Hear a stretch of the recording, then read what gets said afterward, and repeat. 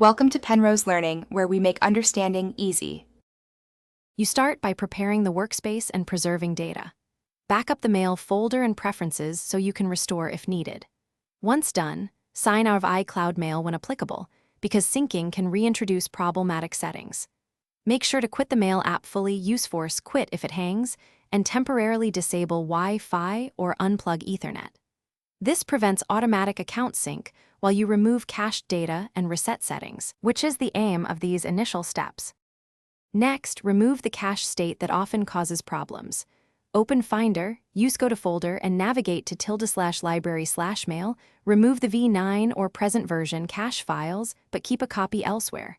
Then clear mail container caches at /library/containers/com. Apple, mail/data/library/caches to eliminate stale data. After that, move Apple, mail, list from /library/preferences to your desktop.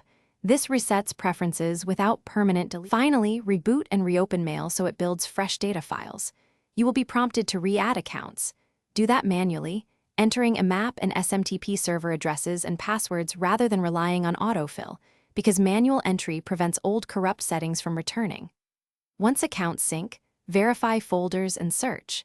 If something goes wrong, restore the backed up mail and plist files, check console logs for errors, and retry the cache removal. That troubleshooting tip often